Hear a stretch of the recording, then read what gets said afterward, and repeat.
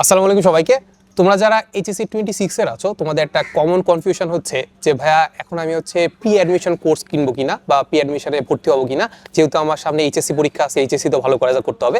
So আজকের ভিডিওতে আমার মনে হয় যে আমরা আসলে সাথে তোমাদের তুষার ভাইয়া আছে, তুষার ভাইয়া প্লাস হচ্ছে আমি তোমাদের এই কনফিউশনটা ক্লিয়ার করার চেষ্টা করবো, ঠিক আছে?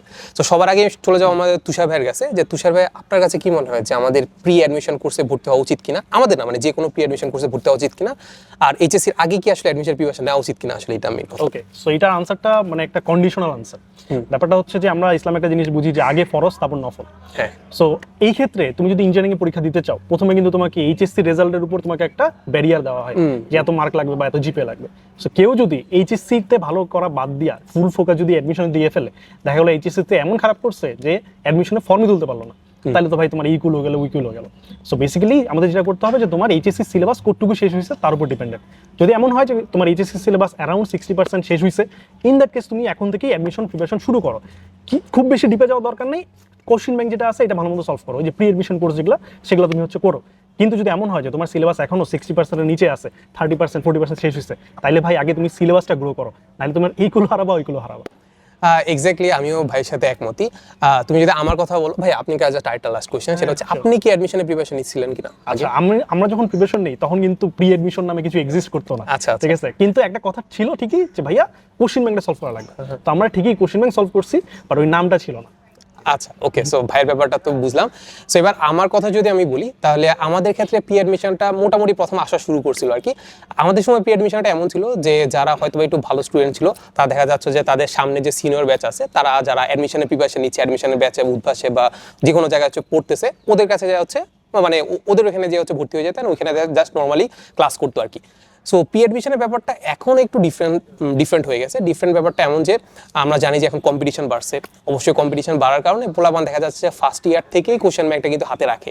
সো ওই প্রি অ্যাডমিশনের ব্যাপারটা কিন্তু ফার্স্ট ইয়ার থেকে কিন্তু চলে আসে, এটা একটা জিনিস। আর আমি তোমাকে যদি একটা কথা বলি, সেটা হচ্ছে আমি যেহেতু নর্ডেম কলেজে ছিলাম, নর্ডেম কলেজে দেখা যাচ্ছে যে নর্ডেম কলেজের বেশিরভাগ স্টুডেন্ট আসলে বুয়েটে চান্স পায়। বুয়েটে দেখবা যে হচ্ছে 1/3 পোলাপানই নর্ডেম কলেজে। কেন? এটা সবচেয়ে বড় রিজন হচ্ছে নর্ডেমের পোলাপানরা একদম ফার্স্ট ইয়ার থেকেই কোশ্চেন ব্যাংকটা হাতে রাখে, প্লাস হচ্ছে অ্যাডমিশনের প্রিপারেশনটা নিয়ে ফেলে।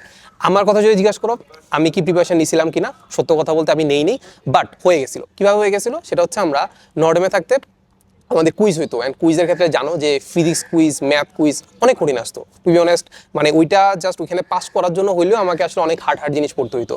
সো ওই হার্ড জিনিস পড়তে দেখা গেছে যে এমন গেছে যে আমি একটা ভাইয়ের কাছে পড়তাম, ওই ভাইয়ের কাছে পড়াকালীনই দেখা গেছে যে ভাইয়া এমন জিনিস পড়ায় রাখতো যেগুলো আসলে অ্যাডমিশন পরে এসে বুঝলাম যে অ্যাডমিশনের জিনিসপাতি পড়াইছে, মানে ইনডাইরেক্টলি পড়ে ফেলছে। হ্যাঁ, ইনডাইরেক্টলি পড়ে ফেলছে, এই হচ্ছে কথা। So I was lucky, but তোমরাও তো লাকি না, ঠিক না? সো তোমরা যারা আসলে নর্মাল কলেজে পড়ো না, কিংবা হচ্ছে যারা হয়তো বা চিন্তা করতেছো যে আসলে আমি অ্যাডমিশনের পড়াটা আসলে কিভাবে আগাবো, তাদের জন্য আমি সাজেস্ট করতে পারি যে আসলে আমাদের যে কোনো প্রি অ্যাডমিশন কোর্সে একটু হলেও তোমাকে একটু মানে দেখা উচিত যে আসলে কোন জিনিস আসে, কোন জিনিস আসে না, এই আর কি।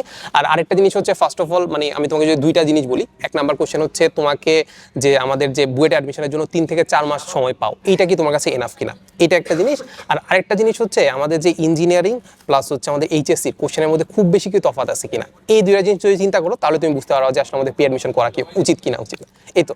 সো ভাই এর বাইরে যদি ফিনিশিং দিতে চাই, তাহলে হচ্ছে অ্যাট লিস্ট তোমার এটা মানে কোশ্চেন সম্বন্ধে আইডিয়া থাকা উচিত। কারণ আমি যদি আমার কথা বলি, আমি কিন্তু ফার্স্ট ইয়ারটা মোটামুটি নষ্ট করে ফেলছিলাম, আমি জানতামই না কি করা লাগে।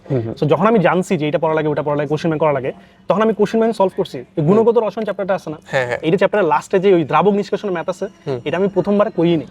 আমি জানতামই না এখান থেকে কোশ্চেন আসে, কারণ আমি বোর্ড কোশ্চেন দেখছি আসে নাই। কিন্তু যখন আমি অ্যাডমিশন কোশ্চেন সলভ করা শুরু করছি, দেখি যে ওখান থেকে কোশ্চেন রেগুলার আসে। এইভাবে তোমাকে বুঝতে হবে যে কোশ্চেন সম্বন্ধে আইডিয়া নিতে হবে। এই আইডিয়া নেওয়ার জন্য বা কোশ্চেন অ্যানালাইসিস করার জন্য প্রি অ্যাডমিশন কোর্সগুলো বেশ ভালো হয়। তুমি যদি টাকা শর্ট থাকে বা যদি নিতে না চাও, ইন দ্যাট কেস ভাইয়া তুমি নিজেই কোশ্চেন ব্যাংকটা নিবা, নিয়ে তুমি নিজে পাতা উল্টাবা, তুমি নিজে বুঝতে পারবা। অ্যাটলিস্ট এই কাজটা যেন তোমার করা থাকে।